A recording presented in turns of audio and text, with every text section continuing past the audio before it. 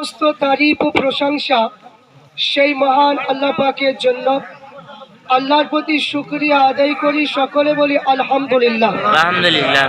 তারপরে পরে বিশ্ব নবীর প্রতি লক্ষ কোটি দুরূদ এবং সালাম শান্তি দ্বারা বর্ষিত হোক, অর্পিত হোক, সকলে বলি আল্লাহুম্মা আমিন।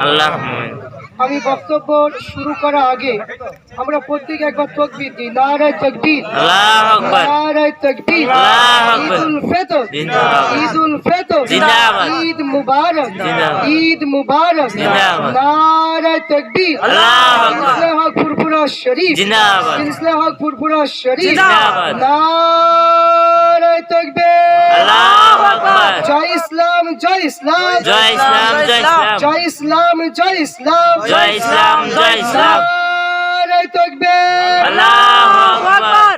আমার বাবা জীবন ভাইয়েরা, এক মাস দীর্ঘদিন আমরা রোজা রাখার পরে, তারাবি নামাজের পরে আজকের দিনে আমরা এই খুশির দিন, আনন্দ দিনে আমরা প্রত্যেকে একত্রিত হয়েছি।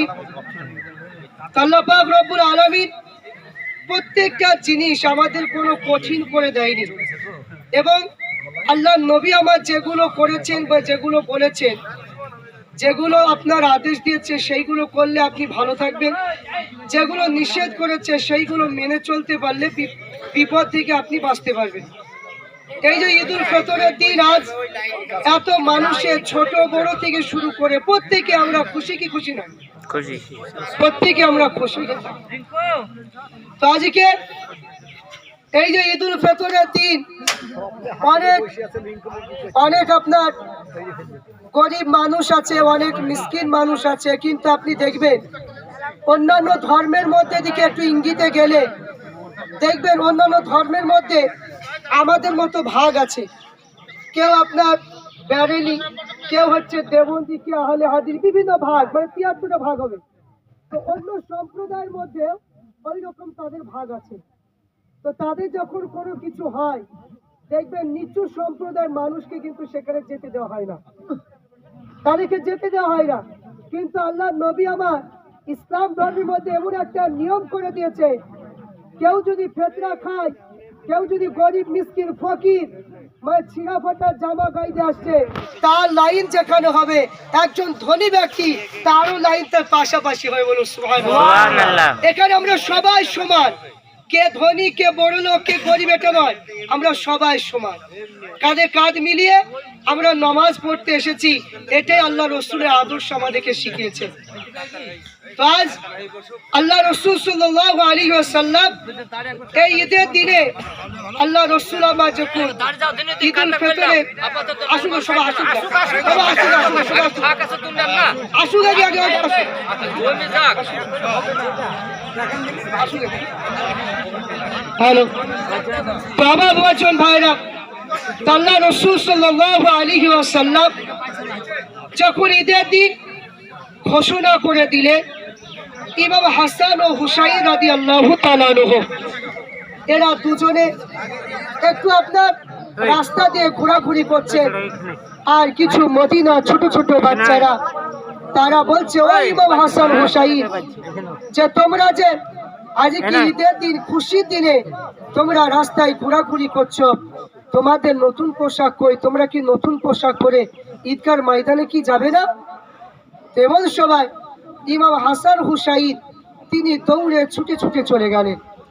যেইরা চলে গেলেন, এবং আম্মাজান ফাতিমাতুজ জোহরা রাদিয়াল্লাহু তাআলা আনহাকে বলছেন যে আম্মাজান, মদিনার অলিগলিতে ছোট ছোট বাচ্চারা সবাই নতুন নতুন পোশাক পরে আমার নানা জানের পিছনে নামাজ আদায় করবে, তো আমাদের জন্য আপনি কি নতুন জামা কি দেবেন না? তো হযরত ফাতিমা তিনি বলছে, বাবা ইমাম হাসান হুসাইন, শুনে রাখো, তোমার জন্য, তোমাদের জন্য জামা তৈরি করার জন্য দর্জি সাহেবকে দেওয়া হয়েছে, তিনি আসবে তোমাদেরকে জামা দিয়ে যায়। বলুন সুবহানাল্লাহ। কিন্তু হযরত ফাতিমার চিন্তায় যে আমি ইমাম হাসান হুসাইনকে গোসল করার জন্য যখন যেতে বললেন, তো ইমাম হাসান হুসাইন গোসল করতে গেলে ওই সুযোগে আম্মাজান ফাতিমাতুজ জোহরা রাদিয়াল্লাহু তাআলা আনহা তিনি কি করলেন, জায়নামাজের পাটি বিছিয়ে দিয়ে নফল নামাজ 2 রাকাত আদায় করলেন। আল্লাহ দরবারে হাত তুলে বলছে, আল্লাহ আমি আজ ইমাম হাসান হুসেন আমার কাছে দাবি করেছে নতুন পোশাকের জন্য, কিন্তু আমি তো নতুন পোশাক তৈরি করতে দিইনি। আর ইমাম হাসান হুসাইন যখন গোসল করে আমার কাছে নতুন পোশাক চাইবে, আমি ফাতেমা আমি মৃত্যুক হয়ে যাব। এই কথা যখনই বললেন সঙ্গে সঙ্গে আম্মাজান ফাতেমা দোয়া করলেন, দোয়া কবুল হয়ে গেল। ইমাম হাসান হুসাইন দুটো জামা নিয়ে হাজির হয়ে গেল। যাই না হাজির হয়ে যায়, আম্মাজান ফাতিমা তু জোহরা রাদিয়াল্লাহু তাআলা আনহাকে বলছে, আম্মাজান এই মুহূর্তে দর্জি সাহেব আমাদের দুই ভাইকে দুটো জামা দিয়ে গিয়েছে। যেই না বললেন এমন সময় দেখতে পাওয়া যায় দুটো জামা, একটা সবুজ আর একটা লাল। সঙ্গে সঙ্গে ওই জামাগুলো নিয়ে আল্লাহ নবীর কাছে হাজির হয়ে গেল। আল্লাহ নবীকে গিয়ে বলছেন, এমন সাল্লাহ রসুল আমার কামতে লাগলেন, এ ফাতেমা হযরত ইমাম হাসান হুসাইনকে যে জামাটা দিয়েছে এটা দুনিয়ার কোনো জামা নয়, এই জামাটা হলো আল্লাহ পাকের জান্নাতি জামা, যে লাল আর সবুজ এই যে কালারগুলো দেখতে পাচ্ছ ফাতেমা, এটা হলো ইমাম হুসাইনের জন্য হচ্ছে লাল আর হাসানের জন্য হচ্ছে সবুজ। এমন সময় কিছু আমার গুনাহগার উম্মত উম্মতি নাফরমানি উম্মত উম্মতিরা হযরত ইমাম হাসানকে বিষ খাইয়ে মারবে আর ইমাম হুসাইনকে কারবালা প্রান্তরে শহীদ করে দেবে। তো চিন্তা করুন আমার বাবাজন ভাইরা। তাই বক্তব্য বেশি লম্বা চড়া করবো না, সংক্ষিপ্ত একটি কথাই বলবো। যুবক ভাইরা যারা আছেন, যে প্রত্যেক বছরই আপনার পুলিশ প্রশাসন ভাইরা বলে যে ঈদের দিন মানে প্রত্যেক মুসলমান হচ্ছে খুশির দিন, তাই আনন্দ খুশির জন্য যুবক ভাইয়েরা মোটর সাইকেলে এদিক ওদিক যাওয়া যাই করে। তো এখানে প্রত্যেককে অনুরোধ করব যে আপনারা যখন মোটর সাইকেলে যাবেন স্পিডটা 30 থেকে 35 হবে, কিন্তু 70-80-তে কেউ তুলতে যাবেন না। কারণ কোনো বাপ মা চায় না যে খুশির দিনে ওই বাপ মায়ের কোলটা খালি হোক, কেউ কি চায়? কোনো মানুষ চায় না। তো প্রত্যেককে অনুরোধ করব যে আপনারা যদি কোনো জায়গায় বেড়াতে যদি যান বেশি স্পিডে মোটর সাইকেল কেউ চালাবেন না। দ্বিতীয় নম্বর হচ্ছে যে এই খুশির দিনে আমি প্রত্যেককে একটা বার্তা দিতে চাই যে 1 মাস ধরে আপনারা যে রমজান মাসে রোজা মানে রাখলেন, নামাজ পড়লেন, 5 ওয়াক্ত নামাজ পড়লেন, তো আমাদের শুধু এই যে ঈদের নামাজ পড়ে যে আমাদের দায়িত্ব শেষ তা নয়, যতদিন জীবিত থাকবো ততদিনই আমাদেরকে 5 ওয়াক্ত নামাজ পড়তে হবে। দুনিয়াদারি করুন এবং আখিরাতের জন্য আপনারা নামাজটা আপনারা প্রত্যেকেই যতটুকু পারবেন, 1 ওয়াক্ত হোক 2 ওয়াক্ত হোক, জুম্মার নামাজ হোক, অন্তত আপনার নামাজগুলো ইনশাল্লাহ প্রত্যেকেই পড়বেন। তৃতীয় নম্বর হচ্ছে যে আমি আপনাদের কাছে 1 মাস ধরে অনেক কিছু গজল গেয়েছি, মানুষকে ডেকেছি, অনেকের হয়তো ঘুমের ঘাটতি হয়েছে। তা আমি আপনাদের ছেলে হিসাবে যদি কোনো ভুল ত্রুটি করে থাকি কোনো কথার দ্বারায় কোনো ভাষার দ্বারায়, তো আপনারা প্রত্যেকে আমাকে ছেলে হিসাবে প্রত্যেকেই ক্ষমা করে দিন, বলে ইনশাল্লাহ ক্ষমা করে দিন।